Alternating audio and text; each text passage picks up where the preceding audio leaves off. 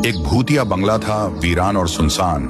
लोग दिन में भी वहां से जाने से डरते थे। कहते हैं कि इस बंगले में 25 साल पहले पति पत्नी ने अपने आप को आग लगाकर अपनी जान दी थी। कमरों के अंदर मकड़ी के जालों के सिवाय कुछ नहीं था। जब भी कोई इंसान हिम्मत करके बंगले के अंदर जाता तो सिर्फ उसकी आवाजें ही लौटती थी। पूरा शहर दहशत में था। पर एक दिन 3 दोस्त उसी बंगले के पास फुटबॉल खेल रहे थे। राघव ने शुभम की ओर बॉल फेंकी। उसके बाद शिवम ने उड़कर एक जोरदार किक मारी। बॉल इतनी स्पीड में होने के कारण सीधा उसी भूतिया महल के अंदर जा गिरी। तीनों की रूह कांप गई। राघव ने गुस्से से कहा, अबे शुभम, तूने ये क्या कर दिया? थोड़ा धीरे से नहीं मार सकता था क्या? मेरे पापा ने वो फुटबॉल अमेरिका से लाई थी, अब जाकर लेकर आ। शुभम ने कांपती आवाज से कहा, देख भाई राघव, मुझे माफ कर दे, मैं नहीं ला सकता फुटबॉल। ये भूतिया बंगला है, मुझे मरना नहीं है, मैं नहीं लाऊंगा। राघव हंस पड़ा। अरे क्या फालतू की बात कर रहा है? भूत वूत कुछ नहीं होता, रुक मैं लाता हूँ। जाते जाते राघव ने महेश को भी अपने साथ फुटबॉल लाने के लिए भूतिया बंगले के अंदर ले लिया। दोनों अंदर टूटी फूटी सीढ़ियों से ऊपर जा रहे थे।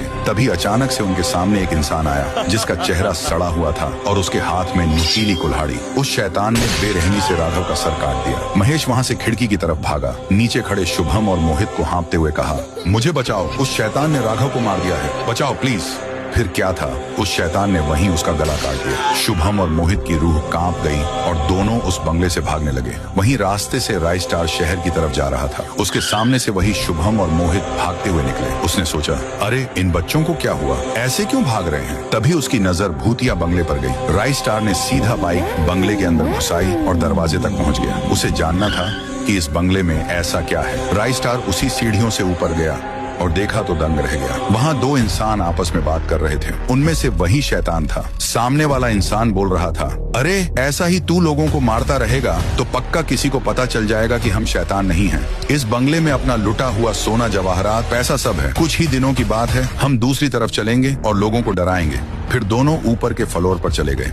राय स्टार को इस बंगले का राज पता चल गया। ये कोई भूतिया बंगला नहीं था, बल्कि इन चोरों ने इसे भूतिया बनाया था। अभी समझ में आया कि शहर में बड़े बैंक की चोरी किसने की।